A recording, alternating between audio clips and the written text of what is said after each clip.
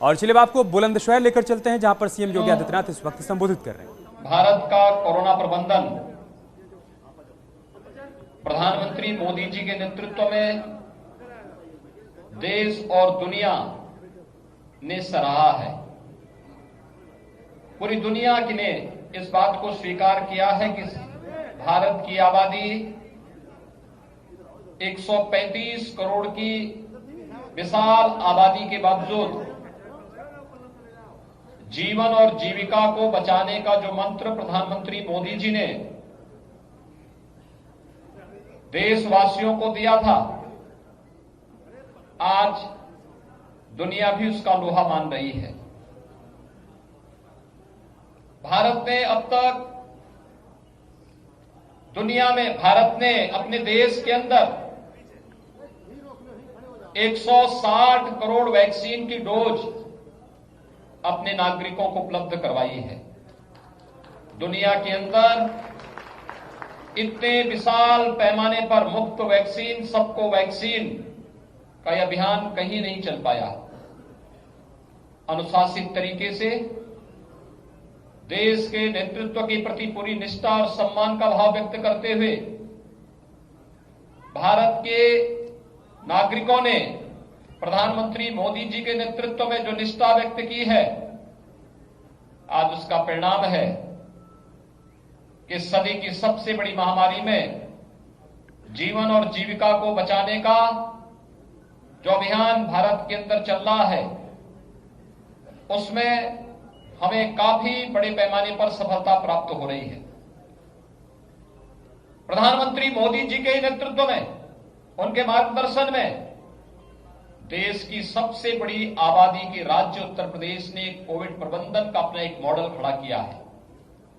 पहली लहर रही हो या दूसरी, दोनों में उत्तर प्रदेश के मॉडल को दुनिया ने स्वीकारा। और आज जब तीसरी लहर ओमिक्रॉन के रूप में आई है, तो इसमें भी मुझे अनेक जनपदों में जाने का अवसर प्राप्त हो रहा है। यानी दूसरी लहर में ऑक्सीजन की किल्लत कुछ समय देखने को मिली, बड़े पैमाने पर लोगों को हॉस्पिटल में भेजना पड़ा। लेकिन तीसरी लहर में तो 1% लोग भी हॉस्पिटल में नहीं, ऑक्सीजन की समस्या नहीं। कोरोना के लिए कवच के रूप में वैक्सीन ने इसके वायरस को कमजोर किया है। और आज आप देख रहे होंगे थर्ड वेव चरम की ओर बढ़ रही है, लेकिन लोगों के मन में कोई भय नहीं। और मैं यही कहना चाहता हूं, कोरोना से भागने और डरने की नहीं, बल्कि सतर्कता और सावधानी की आवश्यकता है। इस सतर्कता और सावधानी से जीवन और जीविका को बचाने की इस जद्दोजहद को आज से लगभग 2 वर्ष पहले प्रधानमंत्री मोदी जी ने मंत्र के रूप में हम सब देशवासियों को दिया। आज उसका परिणाम है, देश के अंदर 80 करोड़ लोगों को फ्री में राशन, और उत्तर प्रदेश में 15 करोड़ लोगों को डबल इंजन की सरकार का डबल डोज राशन का उपलब्ध करवाने का कार्य भी किया गया। वैक्सीन फ्री में, सबको वैक्सीन फ्री में वैक्सीन। बड़े पैमाने पर उत्तर प्रदेश ने अब तक 24 करोड़ 54 लाख से अधिक वैक्सीन की डोजेस दे दी है, किसी भी राज्य से कई गुना ज्यादा। और ये कार्यक्रम निरंतर चल रहा है। मेरी आप सबसे अपील होगी, हम जब घर के बाहर निकले तो मास्क जरूर लगाएं। जिन लोगों ने वैक्सीन ले ली है, वे अपने अगल बगल कहीं भी देखें, 15 वर्ष से ऊपर का हर व्यक्ति वैक्सीन का डोज जरूर ले लें, क्योंकि कोरोना के खिलाफ ये लड़ाई देश की लड़ाई है। और देश की लड़ाई में हम सबको देश को विजयी बनाना है, कोरोना को परास्त करना है। और हम मान सकते हैं कि जैसे कोरोना का ये थर्ड वेरिएंट ओमिक्रॉन के रूप में कमजोर हुआ है, इस बात को बताता है कि कोरोना हारेगा और भारत जीतेगा। और उसी जीत के मंत्र के साथ आज एक बार फिर मैं आपके बीच आया हूं। भाइयों बहनों, 2017 में आपने भारतीय जनता पार्टी की सरकार प्रदेश में बनाई। आप समाज के प्रबुद्ध जन हैं और आप सबकी बड़ी भूमिका है देश के लिए, समाज के लिए। आपने सरकार बनाई और सरकार बनाने के बाद आपने सरकार से कुछ अपेक्षाएं की थी। सरकार ने उन अपेक्षाओं पर खरा उतरने का कार्य किया। फर्क साफ दिखता होगा। फर्क साफ क्या है? 2017 में भारतीय जनता पार्टी की सरकार आती है, तुम्हारे पहले 3 निर्णय होते हैं। एक, हमने अवैध बूचड़खानों को बंद किया। दूसरा, हमारी सरकार ने निर्णय लिया कि बेटियों की सुरक्षा के लिए एंटी रोमियो स्क्वाड का गठन किया गया। और तीसरा, हम लोगों ने प्रदेश के 86 लाख किसानों का 36,000 करोड़ रुपए का कर्ज माफी का कार्यक्रम भी हम लोगों ने प्रदेश के अंदर लागू किया। यह भारतीय जनता पार्टी की सरकार का पहला निर्णय था, जिसे आपने आशीर्वाद देकर के 2017 में प्रदेश की सत्ता सौंपी थी।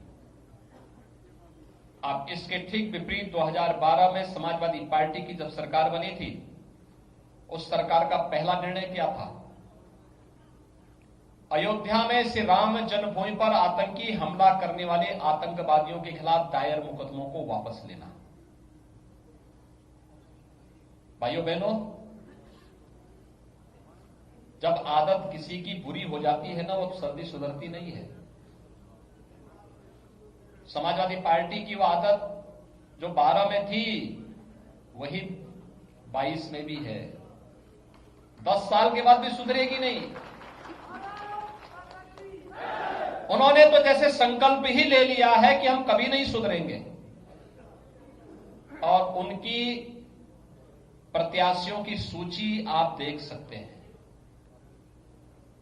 कैराना से लेकर के बुलंदशहर, स्याना और लोनी तक जो एक फहरिस्त है प्रत्याशियों की, ये वही लोग हैं जो कैराना के पलायन के लिए जिम्मेदार रहे हैं, मुजफ्फरनगर के दंगों के लिए जिम्मेदार रहे हैं, बुलंदशहर के उपद्रव के लिए जिम्मेदार रहे हैं, प्रदेश की कानून व्यवस्था को धता बता करके, सत्ता की धौंस जमा करके व्यापारियों की संपत्तियों पर, गरीबों की संपत्ति पर, सार्वजनिक संपत्तियों पर कब्जा करते थे।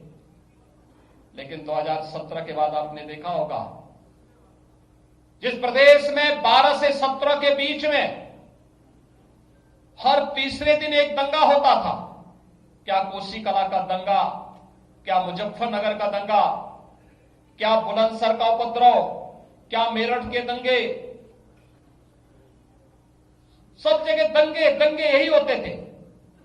उसी प्रदेश में 5 सालों में कोई दंगा नहीं हुआ, क्योंकि दंगाइयों को मालूम है दंगा करेंगे, अगले दिन उनका पोस्टर किसी चौराहे पर चिपक जाएगा। और फिर तीसरे दिन उनके घर में नोटिस पहुंच जाएगी। आपने देखा होगा ना, इसी बुलंदशहर में सीए के दौरान जिन लोगों ने कुछ आगजनी करने का प्रयास किया और जब नोटिस पहुंची तो उसके बाद कहने लगे घर की कुड़की अब मत करिए, बकस दीजिए, हमें पैसा जमा करना है।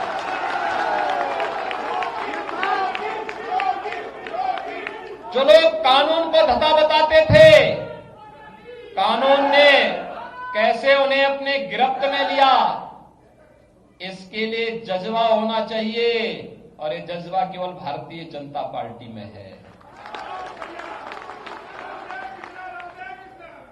भाइयों बहनों, जो लोग प्रदेश में कैराना के माध्यम से कश्मीर बनाने की ओर का सपना देख रहे थे, हमने उनको बोल दिया कि अब कश्मीर भी देश का स्वर्ग बन रहा है और पश्चिमी उत्तर प्रदेश विकास की नई बुलंदियों को छू रहा है। अब तो इस बुलंदशहर के बगल में ही हम फिल्म सिटी भी बना रहे हैं।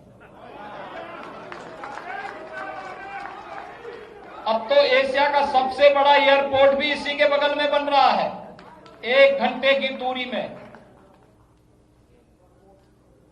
मेडिकल डिवाइस पार्क भी इसी के बगल में बन रहा है, आधे घंटे की दूरी पर। और भाइयों बहनों, यही नहीं, यहां से मेरठ से लेकर के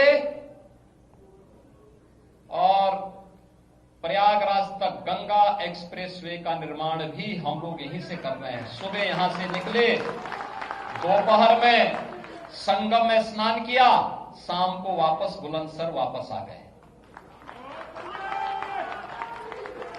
भाइयों बहनों, सुरक्षा और समृद्धि का मार्ग प्रशस्त करने का कार्य किसी ने किया? भारतीय जनता पार्टी ने किया। राजा महेंद्र प्रताप सिंह जी के नाम पर विश्वविद्यालय, अलीगढ़ मुस्लिम विश्वविद्यालय के निर्माण में उन्होंने अपनी संपत्ति दी। एक भी पत्थर उनके नाम पर अलीगढ़ मुस्लिम विश्वविद्यालय में नहीं। हमने कहा नहीं, अलीगढ़ मुस्लिम विश्वविद्यालय भले ही राजा महेंद्र प्रताप सिंह जी के योगदान को विस्मृत कर दे, लेकिन राज्य सरकार और भारतीय जनता पार्टी विस्मृत नहीं करेगी। उनके नाम पे एक विश्वविद्यालय का निर्माण होगा और हमारी सरकार एक विश्वविद्यालय का निर्माण अलीगढ़ में कर रही है। यही नहीं, मां शाकंभरी के नाम पर सहारनपुर में एक विश्वविद्यालय का निर्माण हो रहा है। स्पोर्ट्स यूनिवर्सिटी आपकी मेरठ में बन रही है। और जिन लोगों ने आतंकी मंसूबे पाले हुए थे, उनके लिए हमने एटीएस के कमांडो भी देवबंद और अलग अलग जगह तैनात कर दिए हैं।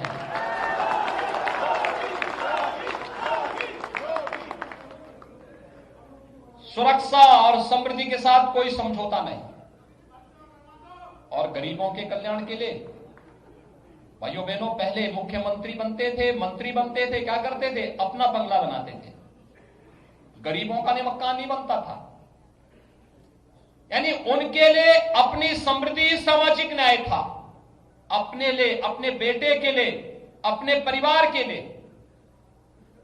उनके लिए उनका परिवार ही प्रदेश था और हमारे लिए प्रदेश की 25 करोड़ की आबादी ही हमारा परिवार है। यही फर्क है। उन्होंने अपने मकान बनाए, अपने बंगले बनाए। हमने 43 लाख गरीबों को एक एक आवास उपलब्ध करवाया। उन्होंने एक भी गरीब को स्वच्छ भारत मिशन के साथ जोड़ने का कार्य नहीं किया। हमारी सरकार ने 2 करोड़ 61 लाख गरीबों के घर में एक एक शौचालय पहुंचाने का काम किया। उन्होंने उत्तर प्रदेश को अंधेरे में रखा। आज भले ही कितनी बड़ी बड़ी घोषणाएं करें कि हम फ्री में बिजली देंगे, ये करेंगे, जब बिजली ही नहीं देते थे तो फ्री कहां से करोगे जी? वो तो बिजली ही नहीं देते थे। उनके यहां तो अंधेरा ही अंधेरा था और बाकी जो बचा था वो दंगा फसाद पूरा कर देता था, कर्फ्यू पूरा कर देता था। आपने देखा होगा, हमने तो दूसरी लहर के दौरान भी बंद नहीं किया। कर्फ्यू की बात तो दूर है, जब कोरोना हमारे कार्य को, हमारी दिनचर्या को बाधित नहीं कर सकती है तो कोई दंगाई क्या करेगा? और इसलिए भाइयों बहनों, गरीब कल्याण का कार्यक्रम हो या इंफ्रास्ट्रक्चर डेवलपमेंट की बड़े बड़े प्रोजेक्ट, ये भारतीय जनता पार्टी ने दिए। सुरक्षा का बेहतरीन वातावरण भारतीय जनता पार्टी ने दिया। और इसीलिए आज भारतीय जनता पार्टी क्यों, इसी प्रश्न का जवाब देने के लिए मैं आपके बीच में आया हूं। भारतीय जनता पार्टी इसलिए जिससे प्रदेश में कानून का राज बना रहे। ये कानून का राज ही सबको सुरक्षा, सबकी समृद्धि की गारंटी देगा, नौजवानों को रोजगार देगा, किसानों के जीवन में खुशहाली लाएगा, गरीबों का उत्थान करेगा, बेटियों को सुरक्षा की गारंटी देगा। कानून का राज हो, हिस्ट्री सीटर थाना न संचालित करे, अपराधी सरकार का संरक्षण न पाने पाए, भ्रष्टाचार पर प्रभावी अंकुश बना रहे और माफियाओं के खिलाफ बुलडोजर भी चलता रहे। दंगाइयों को सख्त सजा दी जा सके, तुष्टीकरण की राजनीति सदैव के लिए बंद हो सके, सरकारी भर्ती में पूरी पारदर्शिता भी बनी रहे, गरीबों को किसी के सामने हाथ न फैलाना पड़े, बिजली बिना भेदभाव के निर्बाध 24 घंटे हर एक नागरिक को प्राप्त हो सके, एक्सप्रेसवे जीवन की रफ्तार को निरंतर बढ़ाती रहे, बहन बेटियों की सम्मान के साथ कोई गुंडा खिलवाड़ न करने पाए, आगे भी इंसेफ्लाइटिस और कोरोना प्रबंधन का कार्य इसी प्रकार से चलता रहे, किसानों को उनकी उपज का पूरा दाम और सम्मान मिल सके। तो मुख्यमंत्री योगी आदित्यनाथ को आप सुन रहे हैं सीधा बुलंदशहर से लाइव प्रबुद्ध सम्मेलन को संबोधित कर रहे हैं मुख्यमंत्री। अपने घर के पास मिल सके, इसके लिए भारतीय जनता पार्टी की सरकार फिर से प्रदेश के अंदर आना आवश्यक है और इसी के लिए अपील करने के लिए आज मैं आपके बीच आया हूं। भाइयों बहनों, यहां पर हमारे लोकप्रिय विधायक वरिष्ठ नेता स्वर्गीय वीरेंद्र सिंह सिरोही जी और हमारे अन्य जनप्रतिनिधियों ने मेडिकल कॉलेज की मांग की थी। हमारी सरकार ने पूर्व मुख्यमंत्री स्वर्गीय कल्याण सिंह जी के नाम पर एक मेडिकल कॉलेज के निर्माण का कार्यक्रम इसी बुलंदशहर में प्रारंभ कर दिया और हर जिले में मेडिकल कॉलेज खुले। इस दृष्टि से सरकार इस अभियान के साथ जुड़ रही है। मेरी आप सबसे अपील है, आप प्रबुद्ध जन हैं, कोरोना के नियमों का पालन करते हुए हम घर घर जनसंपर्क के अभियान के साथ जुड़े, तकनीक का उपयोग करें, भारतीय जनता पार्टी के प्रत्याशियों को विजयी बनाने के लिए अपना योगदान दिलाने में और भारतीय जनता पार्टी की राष्ट्रवाद, विकास और सुशासन के लिए प्रतिबद्ध सरकार फिर से लाने में अपना योगदान देने में आप सभी अपना योगदान देंगे। इस दृष्टि से जनपद बुलंदशहर के अंदर, बुलंदशहर में श्री प्रदीप चौधरी, सियाना में श्री देवेंद्र सिंह लोधी, अनूप शहर में श्री संजय शर्मा, भिवाई में श्री सीपी सिंह, शिकारपुर में श्री अनिल शर्मा, खुर्जापुर सुरक्षित में श्रीमती मीनाक्षी सिंह और सिकंदराबाद में श्री लक्ष्मी राज सिंह भारतीय जनता पार्टी के प्रत्याशी के रूप में इस चुनावी समर में उतरे हैं।